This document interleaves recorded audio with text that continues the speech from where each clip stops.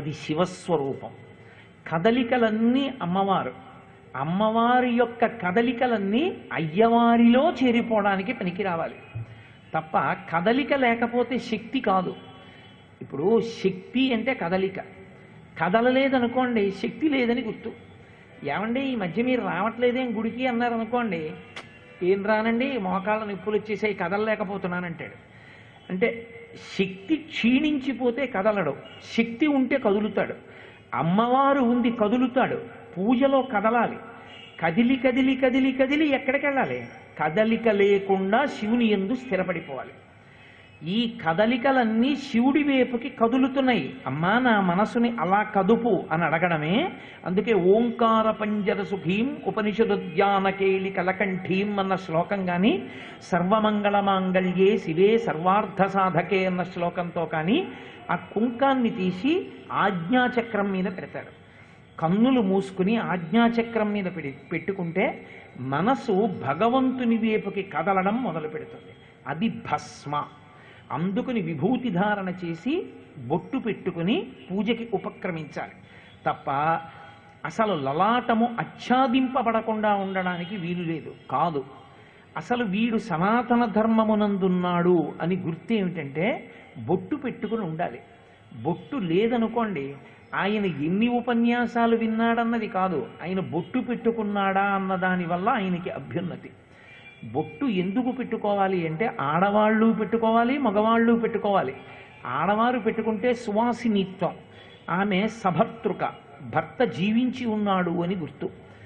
భర్త జీవించి ఉన్న ఆడది ఇక్కడ బొట్టు పెట్టుకోవడమే కాదు, ఎప్పుడూ బొట్టు మరుగున పడకూడని ప్రదేశం ఒకటి ఉంది. ఇక్కడి బొట్టు మరుగున పడకూడదు. అందుకే ఇక్కడ సింధూరం పెట్టుకుంటారు. సింధూరం తొందరగా మరుగున పడదు. ఇది లక్ష్మీ స్థానం సువాసినికి. ఆమెని లక్ష్మిగా తీసుకొచ్చి పెళ్లిపీటల మీద కూర్చోబెడతారు. అందుకే వరుడు నడిచొస్తాడు వేదిక మీదకి, ఆడపిల్ల రాదు. ఆడపిల్లని బుట్టలో కూర్చోబెట్టి మేనమామలు తీసుకొస్తారు. ఎందుచేత అంటే ఆమె లక్ష్మి, మేము పద్మంలో తీసుకొస్తున్నాం, ఈమె నీకు లక్ష్మి, ఈమెయే నీ ఇంటి సౌభాగ్య దేవత. అందుకే ఒకప్పుడు దేవేంద్రుడు దేవతలు వైకుంఠానికి వెళ్ళారు. వెడితే లక్ష్మీదేవి ప్రసన్నురాలై తన యొక్క విశేషాన్ని వాళ్ళకి అవగతమయ్యేటట్టుగా అనుగ్రహించింది. అప్పుడు ఆమె కనపడింది. కైలాసే పార్వతీ పంచ క్షీరోధే సింధు కన్యక స్వర్గే చ సర్గలక్ష్మిస్తం మర్చలక్ష్మిశ్చ భూతలే వైకుంఠే చ మహాలక్ష్మీర్దేవదేవి సరస్వతి గంగా చ తులసీ త్వంచ సావిత్రి బ్రహ్మలోకగా కృష్ణ ప్రాణాదిదేవి త్వంగోలోకే రాధికా స్వయం రాసే రాసేశ్వరీ త్వంచ బృందావనే అని ఆమెయే ఎన్ని చోట్ల ఎన్ని రూపాలతో ఉందో కనపడి చిట్ట చివరికి ఆ లక్ష్మియే గృహలక్ష్మి, గృహే గృహే. ప్రతి ఇంట్లో ఉన్నటువంటి ఇల్లాలు ఆయనకు లక్ష్మి. నా భార్య నాకు లక్ష్మి. అందుకే అసలు ఆ ఇంటి ఐశ్వర్యమంతా ఎవరిదో తెలుసా? యజమానిది కాదు, ఆమెదే. ఆమెయే లక్ష్మి. ఆమెయే లక్ష్మి అయినప్పుడు ఆ ఇంట్లో ఉన్నదంతా ఎవరిది? ఆవిడిది. ఇల్లాలు. అందుకే యజమాని అన్నం ఎవరి దగ్గర తింటాడో తెలుసా? ఆమె దగ్గర తింటాడు. ఆమె లక్ష్మి కాబట్టి ఆమె అన్నం పెడుతుంది. లక్ష్మి అయి ఆమె ఆయనకు అన్నం పెడుతుంది కాబట్టి గాజులు గలగలలాడుతున్న చేతితో అన్నం పెడుతుంది. అందుకు నా చేతిని అలంకృతం చేస్తారు గాజులతోటి, లక్ష్మీస్వరూపిణి కనుక. అటువంటి భార్య లక్ష్మీస్వరూపిణి అయి ఎడం పక్కన ఉంటుంది. ఆ తల్లి ఎప్పుడూ కూడా కదలికలను సూచిస్తూ ఆమె మళ్ళీ భగవంతుణ్ణి చేరిపోవడానికి వీలుగా మన కదలికలను కదుపుతుంది. అందుకని మనసు ఆజ్ఞాచక్రం మీద అమ్మవారి శ్లోకంతో కుంకం పెట్టుకుంటారు. బొట్టు పెట్టుకున్నాను అంటే గుర్తేమిటో తెలుసా? నేను పునర్జన్మ సిద్ధాంతాన్ని అంగీకరించాను అని గుర్తు. సనాతన ధర్మమునందు వెన్నుపూస ఏది, వెన్నుపాం ఏది అని అడిగారు అనుకోండి, పునర్జన్మ సిద్ధాంతమే వెన్నుపాం. పునర్జన్మ సిద్ధాంతాన్ని నేను ఒప్పుకోను అన్నారనుకోండి, బొట్టు పెట్టుకోరు. పునర్జన్మ సిద్ధాంతాన్ని అంగీకరిస్తున్నాను అన్నారనుకోండి, బొట్టు పెట్టుకుంటారు. పునర్జన్మ ఉన్నది అంటే ఇప్పుడు నువ్వేవి చేస్తున్నావో అవి జీవుడు అనుభవించి తీరాలి. ఇవ్వాలంటే ఈ శరీరంలో ఉన్నావు, ఇదో బాడుగకొచ్చింది, దీన్ని విడిచి ఇంకొక దాంట్లో కెడతావు, అక్కడ అనుభవించాలి కష్ట సుఖాలు, ఇక్కడ చేసేగానే పోదు, దీన్ని అనుభవించాలి మళ్ళీ. కాబట్టి అనుభవించాలనేటప్పటికీ క్రమశిక్షణలోకి వస్తాడు, మనసుని నిగ్రహిస్తాడు, మనసు చంచలంగా పరిగెత్తడానికి అవకాశం ఇవ్వడు. అందుకే పునర్జన్మ సిద్ధాంతాన్ని నేను అంగీకరిస్తున్నానని గుర్తు ఏమిటంటే బొట్టు పెట్టుకుని ఉంటారు. బొట్టు పెట్టుకుని పూజ ప్రారంభం చెయ్యాలి. ఆ పూజా ప్రారంభం చేసేటటువంటి సమయంలో ఆ భగవంతుని యొక్క స్మరణల కొరకు పరివేదన చెందుతారు. అసలు నేను నిన్నను మీకు నిద్ర లేచిన దగ్గర నుంచి మనసుని భగవదాభిముఖం చెయ్యడానికి కావలసినటువంటి ఆ వ్యవహారాన్నంతటినీ ప్రతిపాదించడానికి కారణం ఏమిటంటే బ్రహ్మముహూర్తము తనంత తానుగా పూజకు యోగ్యమైనటువంటి కాలం. అది భగవంతుని యొక్క పరిపూర్ణానుగ్రహానికి కారణమవుతుంది. ఆ కాలమునందు మనసు ఒక్క భగవంతుని ఎందే నిలబడాలి. భగవంతుని ఎందే నిలబడాలంటే నిద్ర లేవడం అన్న మొదటి కదలిక దగ్గర నుంచి భగవంతుడితో ముడిపడి కదలాలి. అందుకని అంత జాగ్రత్తగా చెప్పింది వేదం. ఇలా నువ్వు ప్రవర్తించవలసి ఉంటుంది సుమా, లేకపోతే గాడి తప్పిపోతావు, జీవన శైలి దెబ్బతింటుంది, ఈశ్వరుడి నుండి దూరం అయిపోతావు. దూరం అయిపోయిన తర్వాత కొన్ని కోట్ల జన్మలు పునర్జన్మలలోకి వెళ్ళిపోయిన తర్వాత అప్పుడు తెలుస్తుంది ఇబ్బంది ఏమిటో. కాబట్టి అలా చెయ్యవద్దు అని హెచ్చరిక చేస్తుంది. కాబట్టి చూడండి, ఆ భగవంతుణ్ణి స్మరించకే జీవుడు దెబ్బతింటాడు. ఇన్ని జన్మలో ఎత్తి ఎంత కష్టపడతాడో, అసలు మనుష్య శరీరంలోకి వచ్చే ముందు పడేటటువంటి కష్టం ఎలా ఉంటుందో నేను చెప్పడం మొదలుపెట్టాను అనుకోండి, నేను ఇవాళ రేపు యథార్థానికి అదే చెప్పాలి. కాబట్టి నేను కొంత భాగాన్ని వదిలిపెట్టేసి ఒక్క భాగం దగ్గర తీసుకుంటాను. గర్భస్థమవుతాడు, అమ్మ కడుపులో ప్రవేశిస్తాడు, ప్రవేశించి పెరుగుతూ ఉంటాడు. చీకటి, కపిల గీతలో చెప్తారు, తల కిందకుంటుంది, కాళ్ళు పైకుంటాయి, తిరగబడి ఉంటాడు. నాభిగొట్టంలోంచి అమ్మ తిన్న పదార్థం లోపలికెడుతూ ఉంటుంది. అమ్మ వేడి చేసేది, వాతం చేసేవి జింహకి తిందనుకోండి, అది వాడికి ఎడుతుంది, పడిశం పట్టేస్తుంది.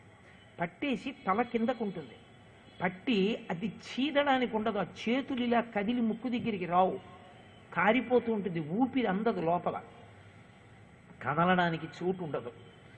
ఎంత కొట్టుకుంటాడో, మలమూత్రములు విసర్జిస్తాడు, అందులోంచి క్రిములు పుట్టేస్తాయి, పుట్టేసి కోమలమైనటువంటి శరీరాన్ని కొరికేస్తుంటాయి. ఆ కొరికేస్తుంటే ఆ బాధ తట్టుకోలేడు, గోక్కుందామంటే కూడా చెయ్యి వెళ్ళదు. ఆ శరీరమా రోజు రోజుకి పెద్దదవుతుంటుంది, కట్టిక చీకటి, ఒళ్ళు తిమ్మిర్లెక్కిపోతుంటుంది. అందుకే గర్భస్థము నరకము, గర్భస్థ నరకాన్ని అనుభవించారంటారు. అప్పుడు పరమేశ్వరుడు పూర్వజన్మ స్మృతినిస్తాడు, ఆ లోపలుండగా స్మృతిని పొందుతాడు. ఎన్ని జన్మలు ఎత్తాను, ఏది ఎప్పుడు ఆరాధించాను నా స్వామిని, ఇలా అయిపోయాను, ఎన్ని మాటలు పుట్టాను, ఎన్ని మాటలు శరీరం విడిచిపెట్టాను, మళ్ళీ శరీరం విడిచిపెట్టడం అంత ఖేదం, 1,00,000 తేళ్లు కరిచినంత బాధ కలిగి స్పృహ తప్పుతాడంటారు. అంత బాధ. ఈ మధ్యలో ఉన్న ఓపిక భోగాలకి ఖర్చు పెట్టేశాను అని వెంపర్లాడి పరమేశ్వరుణ్ణి ప్రార్థన చేస్తాడు. నవమాసంబులు తల్లి గర్భమున నానారో తలంచిక్కి నాకు అవకాశం విసుమంతలేకపడి తిన్హా కష్టముల్ భీతితో, నవమాసంబు ఘటిల్లే చాలునిక నాకా గర్భవాసంబు నివసింపన్ పని తీర్చి కావు మికనన్ నీ సత్కృపన్ శంకరా అని అడుగుతాడు. ఈశ్వర, 9 నెలలు ఇందులో పడున్నాను, 9 నెలల తర్వాత ఈ శరీరంతో బయటికి వెళ్ళి ఇక నిన్ను పట్టుకోవాలని కోరికగా ఉంది, ఎలా వెడతాను బయటికి, ఎలా, ఎక్కడి నుంచి బయటికి వెళ్ళాలి, ఏం తెలుసు, ఈశ్వరా నన్ను బయటికి తోసేవా అని అడుగుతాడు. ప్రసూతి వాయువై చాలా జాగ్రత్తగా క్రమక్రమంగా అమ్మ శరీరం విడిచిపెట్టని రీతిలో అమ్మ యొక్క యోనిద్వారంలోంచి అతి కష్టం మీద బయటికి వస్తాడు. వస్తూనే అంత చీకట్లోంచి అంత వెలుతురులోకి వస్తాడు. ఏ ఆపరేషన్ థియేటరో, ఎన్ని లైట్లు, ఎంతంత పెద్ద పెద్ద మనుషులు, ఏమీ తెలియదు. ఎంత భయపడిపోతాడో, తొండపిల్లంత ఉంటాడు, ఏవేవో చప్పుళ్ళు, ఏమీ తెలియక స్పర్శ అలవాటై తల్లి కడుపుకి దగ్గరగా వెళ్ళి పడుకుంటాడు.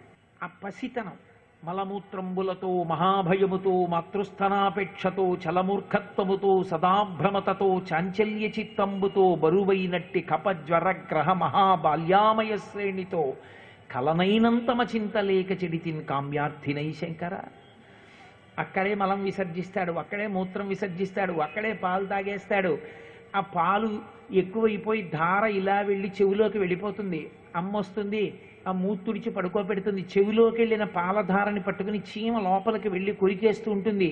గగ్గోలు పెట్టి ఏడుస్తాడు. అమ్మ వస్తుంది, వీడికి ఆకలేస్తోందిలా ఉందని ఇంకా పాలిచ్చేస్తూ ఉంటుంది. చెప్పడం రాదు, అమ్మ చెవిలో చీమ కొరుకుతోందమ్మా అని చెప్పలేడు. ఎంత బాధపడిపోతాడో. చెవిపోటు వస్తే చెప్పలేడు, పరిశం పడితే చెప్పలేడు, కడుపు నిప్పి చెప్పలేడు. ఇన్ని బాధలో ఈశ్వర అయిపోయింది బాల్యం. ఇక కొంచెం పెద్దవాణ్ణి అయ్యాను. బాలక్రీడలు సల్పుచున్ బడులలో పాఠంబు వల్లించుచున్ బాలోజ్జానక బోధనాది విధమున్ బాగొప్పనాలించుచున్ లీలానాటక సూత్ర గీత పఠనా వీనుండనై పుచ్చితిన్ బాలప్రాయము నీదు చింత నిరుగన్ ప్రారబ్ధమా శంకర. పిల్లలతో ఆడుకోవడం, పెద్ద పెద్ద పుస్తకాల బ్యాగులు, హోంవర్కులు, చెప్పింది వింటూ ఉండడం, పాటలు, ఆటలు, నాట్యాలు, నృత్యాలు అయిపోయాయి. మంచి ఓపిక వచ్చింది, చదువుకున్నాడు, కాస్త ఒంట్లో శక్తి ఉంది, యవ్వనం వచ్చింది. పోనీ ఇప్పుడు ఏమైనా ఈశ్వరుడిని సేవిస్తాడేమిటి అంటే, నేను మిమ్మల్ని అంటలేదు, నా బోటిగాడి గురించి.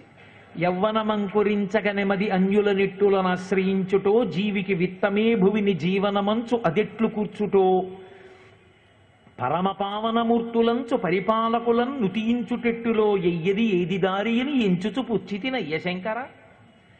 ఇంకా వయస్సు వచ్చి ఒంట్లో ఓపిక ఉన్న దగ్గర నుంచి 4 రూపాయలు ఇప్పుడే కదండి సంపాదించుకోవాలి, రేపు పొద్దున్న పిల్లలకు ఉంచాలి కదూ, ఇల్లు కొనుక్కోవాలి కదూ. ఇన్ని ఆలోచనలు. పరమేశ్వరుడి దగ్గరికి వెళ్ళి ఒక్కనాడు శాంతాకారం భుజగశయనం పద్మనాభం సురీశం విశ్వాధారం గగన సదృశం మండగానే పరిపాలకులం పరమపావనమూర్తులంచును తీయించుటెట్టులో అంతవాడివి ఇంతవాడివని కవిత్వం చెప్పమంటే ఎక్కడ లేని కవిత్వం వస్తుంది. అధికారుల్ని పొగుడుతాడు. అయిపోయింది. ఉంటుందా కాలం? వచ్చేసింది వార్ధక్యం.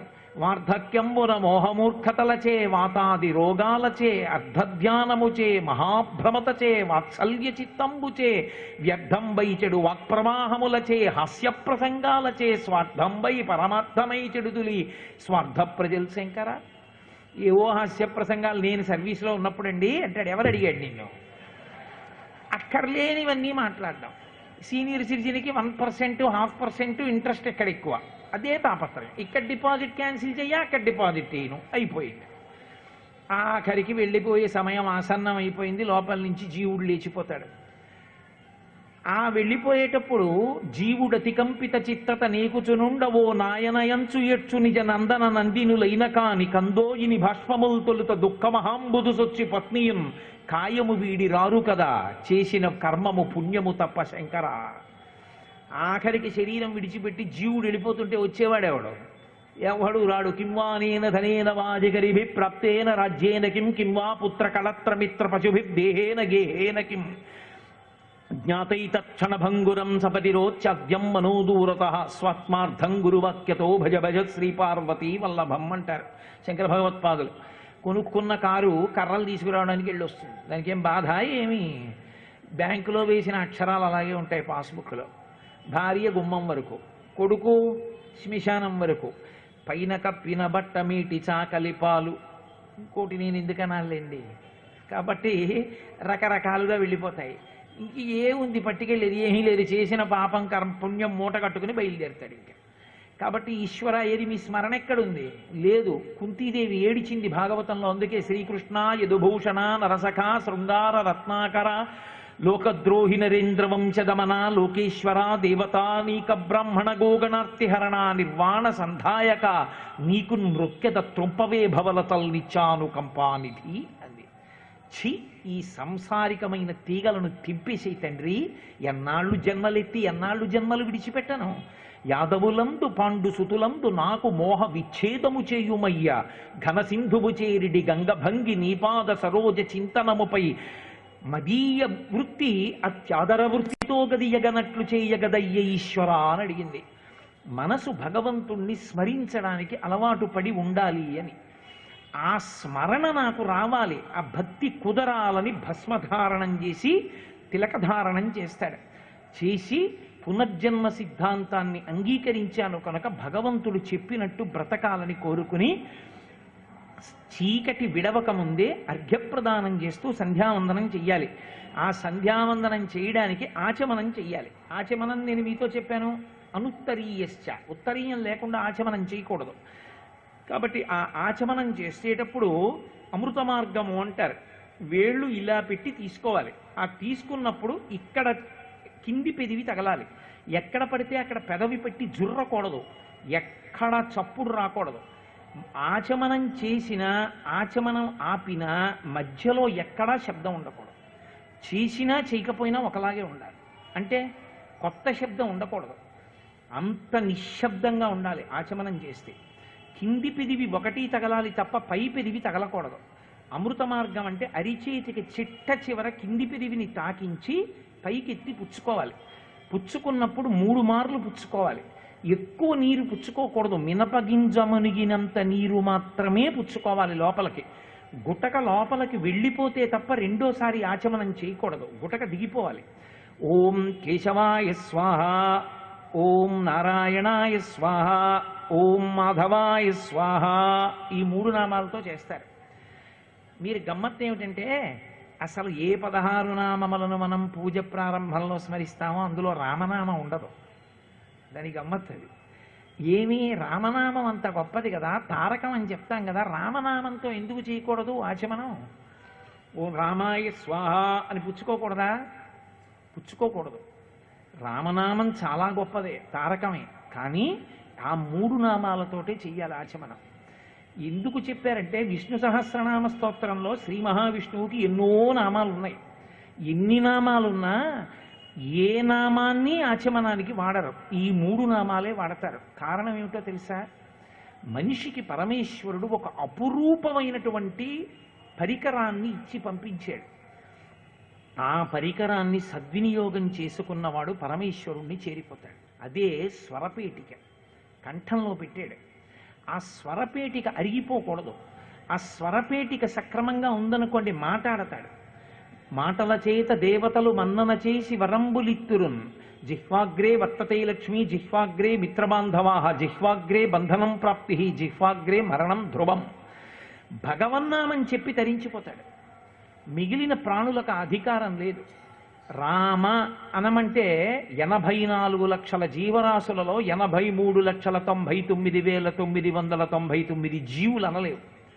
రామ అని నేర్పగా అంటుంది కాబట్టి చిలుక రామచిలుకైంది రామశబ్దం చెప్తే. మనం శ్రీరామ శ్రీరామ శ్రీరామ అనగలం. రామ అన్న మాట అన్నంత మాత్రం చేత పాపరాశి ధ్వంసం అవుతుంది. మాట్లాడగలగడం ఒకెత్తైతే ఏది మాట్లాడాలో అది మాట్లాడగలగడం జీవితంలో గొప్ప అదృష్టం. పనికి మాలిన మాటలు మాట్లాడడానికి ఉపయోగించినంతగా తనని తరింప చేసుకోవడానికి పనికొచ్చేటటువంటి మాటలను జీవి మాట్లాడడానికి ఇష్టపడడం. ఎందుచేత అంటే మనసు వ్యామోహాన్ని కోరుకుంటుంది. అది మంచి మాట, భగవత్ సంబంధమైన పలుకు, భగవన్నామాన్ని పలుకుతూ ఉండడానికి ఇష్టపడదు. కానీ అందుకే స్వరపేటిక ఉంది కదా, మాట ఉంది కదా అని భగవన్నామం నేను పలుకుతానంటారేమో, అదంత సాధ్యమైన విషయం కాదయా. భగవన్నామం పలకడానికి భగవదనుగ్రహం ఉండాలి. ఎవరు భగవంతుని యొక్క అనుగ్రహానికి పాత్రుడయ్యాడో వాడే భగవన్నామమును చెప్పగలడు. అందుకే పెద్దలైన వారెవ్వరూ నేను భగవన్నామం చెప్తానని చెప్పలేదు. భగవన్నామము నా చేత పలికించమని పరమేశ్వరుణ్ణి అడిగారు. హరునకు విభీషణునకు అద్విజకున్ తిరుమంత్రరాజమై కరిగిన హంజకున్ ద్రుపదకన్యకునార్తి హరించు చుట్టమై బరగిన ఎట్టి నీ పతితపావన నామము నాదు జిహ్వపై నిరంతరము నటింపచేయుమి కదా శరథి కరుణాపయోనిధి అని అడిగాడు గోపరాజు గారు. అయ్యా రామా, నీ నామాన్ని నా నాలుక మీద నర్తింపచేయవయా అని అడిగాడు. ధూర్జటి కాళహస్తిలో కోరుకున్నాడు. పవి పుష్పంబగు అగ్ని మంచగు ఆకూపారం భూమిస్థలంబగు శత్రుండతిమిత్రుడు విషము దివ్యాహారమౌనెన్నగా అవనీమండలి లోపలం శివ శివేచ్ఛాభాషణోల్లాసకిన్ శివానీ నామము సర్వవస్యకరమౌ శ్రీకాళహస్తీశ్వర అన్నాడు. భాగవతంలో పోతన గారు బ్రహ్మహత్యానేక పాపాటములకగ్ని కీలలు హరినామ కీర్తనములు అన్నారు. ఎంతంత పెద్ద పాపాల్ని కాల్చేసేటటువంటి అగ్నిహోత్రం భగవన్నామం. ఆ భగవన్నామాన్ని పలికితే చాలు, తూలిన చోట, కొట్టబడి కుందిన చోట, మహాజ్వరాదులను ప్రేలిన చోట, సర్పముఖ పీడలు పొందిన చోట ఆ హరినామము పలికితిరేని ఆ యముని యాతనావితతి పొందరు దుష్టభావములంటారు పోతన గారు. తన్నుకుని పడిపోయినప్పుడు కూడా భగవన్నామని చెప్పగలగాలి. తలుపు సందులో వేలు పడిపోయినా అబ్బా అనకుండా రామా అనగలగాలి. జ్వరం వచ్చినప్పుడు కూడా భగవన్నామం పలకగలగాలంటే మనసుకి అంత తర్ఫీదుని ఇవ్వాలి భగవన్నామం. అప్పయ్య దీక్షితుల వారని యజుర్వేదంలో పుట్టలేదని ఏడిచాడు ఆయన. మహానుభావుడు, అంతటి శివభక్తి తత్పరుడు. ఆయనకి విష్ణుభేదం లేదు, అంత గొప్ప శివభక్తుడు. ఆయన ఒకానొకప్పుడు తన శిష్యుల్ని పిలిచి, ఉరే నేను పిచ్చెక్కేటటువంటి మందు ఒకటి తాగేస్తాను, దాని ప్రభావం 1 గంటన్నర సేపు ఉంటుంది, ఉన్మాదిగా ఉంటాను, పిచ్చివాడని. నేను తెలివిలో జాగ్రత్తగా ఉన్నప్పుడు భగవన్నామని చెప్పడం గొప్ప కాదు, నేను ఉన్మత్తావస్థలో ఉన్నప్పుడు ఏది పేలుతున్నానో మీరు కిటికీల దగ్గర కూర్చుని వ్రాయండి. గురువుగారి నోటి వెంట వస్తోంది, తప్పులు మాటలు మాట్లాడారని వ్రాయడం మానకండి. నా మనసు దేన్ని పట్టుకుంటుందో చూడాలి, వ్రాయండి రా అన్నారు. అంటే శిష్యులు వ్రాశారు. 1 గంటన్నరలో ఆయన పరమేశ్వరుడి మీద అద్భుతమైన స్తోత్రం చెప్పారు. పిచ్చివాడే ఉన్మత్త శతి అని, అది ఇప్పటికీ ఉన్మత్త శతకం అని అద్భుతమైన స్తోత్రం అప్పయ్య దీక్షితుల వారిది. పిచ్చెక్కిన స్థితిలో చెప్పారు ఆయన. చంద్రశేఖర భారతీ స్వామి చెప్తుండేవారు అలాగా. ఉన్మత్తావస్థలో శ్లోకాలు చెప్తే శిష్యులు రాసుకుంటే మరునాడు శృంగగిరి పీఠంలో వింటూ ఉండేవారు ఆయన. మనసు అంత తర్ఫీదు ఇవ్వాలి. పైన కూర్చున్న బుద్ధి మనసుని తోక జాడించకుండా నిలబెట్టగలగాలి. నోర్మొయ్, ఈ శరీరం వదిలిపెడితే మళ్ళీ వస్తుంది అనుకుంటున్నావా, భగవన్నామం పలుకు, భగవన్నామం కాసేపు చెప్పుకో భగవన్నామం అని ప్రయత్నపూర్వకంగా నామం చెప్పడానికి దాన్ని అలవాటు చెయ్యాలి. భగవన్నామమునకు ఒక లక్షణం ఉంటుంది, అందుకే భజన సంప్రదాయం వస్తుంది. మీరు చూడండి, జయ జయ శంకర హర హర శంకర, జయ జయ శంకర హర హర శంకర, కామాక్షి శంకర, కామకోటి శంకర, శృంగేరి శంకర, శారద శంకర, కాలడి శంకర, కైలాస శంకర అని భజన చేశారనుకోండి. 1 గంట భజన చేసి మీరు ఇంటికి వెళ్ళిపోతుంటే జయ జయ శంకర హర హర శంకర, కామాక్షి శంకర, కామకోటి శంకర అంటుంది నోరు. మీరు దానికి ఏది తర్ఫీది ఇచ్చేశారో అది అంటుంది. దానికి ఆ లక్షణం ఉంది. తర్ఫీది ఇవ్వకపోతే మంది తప్పు, బుద్ధిది తప్పు. తర్ఫీది ఇవ్వాలి, ఇస్తే అదే పలుకుతుంది. అది పసిపిల్లాడి లాంటిది. దానికి మీరు ఏమీ ఇవ్వలేదనుకోండి, అది అగ్గిపుల్ల నోట్లో పెట్టుకుంటుంది, ప్లగ్ కన్నాల్లో వేళ్ళు పెడుతుంది. అమ్మ పిల్లవాడు, పసిపిల్లవాడు పాడైపోతాడని ముచిక కోసేసి 2 వంకాయలు అక్కడ పడేస్తుంది. వాడు దాన్ని పట్టుకుంటాడు, పైకెత్తుతాడు, నోట్లో పెట్టుకుంటాడు, కొరుకుతాడు, పళ్ళు ఉండవు, మింగలేడు, దాన్ని ఆడుకుంటాడు, దాన్ని నిండా సొంగ కాల్చేస్తాడు, కింద పడేస్తాడు. ఆఖరికి వాడికి తెలుస్తుంది అమ్మ నన్ను ఏమార్చేసిందని పసిగెడతాడు. ఆ 2 వంకాయలు అవతల పారేసి 7 పనులు పెడతాడు. అమ్మ కనిపెడుతుంది, వీడు కనిపెట్టేశాడు రోయ్ అని. ఆ 2 వంకాయలు తీసుకెళ్ళి కడిగేసి అక్కడ పెట్టి ఎత్తుకుని ముద్దు పెట్టుకుని మళ్ళీ వెంటనే నిన్న రాత్రి నాన్నగారు నెల్లూరులో ఉపన్యాసాలు అయిపోయిన తర్వాత బయలుదేరి కాకినాడ వచ్చేసిన 2 టికెట్లు పట్టుకెళ్ళి 2 టికెట్లు చేతిలో పెడుతుంది. వాడు మళ్ళీ ఆ టికెట్ అటు తిప్పుతాడు, ఇటు తిప్పుతాడు, నోట్లో పెట్టుకుంటాడు, ఉండదొరుతాడు, కాసేపు ఆడుకుంటాడు, చింపేస్తాడు. వాడికి మళ్ళీ గుర్తొస్తుంది అమ్మ నన్ను ఏమార్చింది రోయ్ అని. మళ్ళీ ఏడుస్తాడు, మళ్ళీ పెడుతుంది. కాస్త ఏదో ప్లాస్టిక్ డబ్బా లాంటిదో ఏదో తెచ్చి అక్కడ పడతాడు. కాసేపు మళ్ళీ దాంతో ఆడతాడు, ఆ మూతలతో ఆడతాడు, మళ్ళీ ఏడుస్తాడు, పడుకుంటాడు. అమ్మ ఏమార్చిందని తెలుసుకుని ఏడుస్తున్నటువంటి పసిపిల్లాడి లాంటి మనసుకి భగవత్ సంబంధాన్ని మార్చి మార్చి ఇవ్వాలి బుద్ధి. ఇస్తే వాడు క్షేమంగా ఉంటాడు. ఏమీ ఇవ్వకపోతే వాడే ఎంచుకుంటాడు, వాడే చేస్తాడు. ఏదో ఒకటి చెయ్యాలి కాబట్టి వాడు ఫినాయిల్ సీసా తీసి దాని మూత తీసుంటే దాన్ని నోట్లో పోసేసుకుంటాడు. మీరేమి ఇవ్వలేదు, వాడు తాగేశాడు. మీరు ఇచ్చారు, వాడు భద్రంగా ఉంటాడు. ఎక్కడైనా పసిపిల్లవాడు వృద్ధిలోకి వచ్చాడంటే అమ్మదే ఆ ఘనత. అలా 1000 కళ్ళు పెట్టి చూసుకుంటూ ఉంటుంది. బుద్ధి మనస్సుని అలా చూసుకుంటూ ఉండాలి. పరమేశ్వరుడు స్వరపేటికి ఇచ్చాడు. ఆ కంఠం, ఆ వాణి, ఆ మాట అంత గొప్పవి. ఆ మాట చేతనే తరించిపోతాడు. ఇక మళ్ళీ పుట్టవలసిన అవసరాన్ని కూడా పోగొట్టుకుంటాడు. మీరు చూడండి, అందుకే నేను ఒక 2 గంటల ఉపన్యాసం దేనికి చెప్తానంటే, దీని మీద నేను ఏదో డబ్బుల కోసమో, లేకపోతే బిరుదుల కోసమో, సన్మాన పత్రాల కోసమో, ప్రచారం కోసమో, నన్ను ఎవరో గుర్తుపట్టాలి, కీర్తించాలనో కాదు. అసలు రహస్యం వేరు. 2 గంటలు వెళ్ళి కూర్చుని మాట్లాడు భగవంతుడి గురించి అన్నాను అనుకోండి, ఏం మాట్లాడాలి ఏం మాట్లాడాలి అని తడువుకుంటుందా, తడువుకోదా? అది మధ్యాహ్నం నుంచే తడువుకోవడం మొదలెడుతుంది. బయట అందరితో తిరుగుతున్నట్టు ఉంటుంది, కానీ లోపల కంగారు. సాయంకాలం మాట్లాడాలి, ఏం మాట్లాడాలి, వేదం ఏం చెప్పింది, ఎలా ఉండాలని చెప్పింది అని స్మరణకి తెచ్చుకుంటుంది. ఇక్కడికి వచ్చి కూర్చున్నాక చస్తుంది ఏమిటి, 2 గంటలు మాట్లాడుతుంది. మొత్తానికి దాన్ని ఎలాగో అలా ఓ 4 గంటలు ఓ రోజులో దాన్ని జాగ్రత్తగా భగవన్మార్గంలో నిలబెట్టానా లేదా?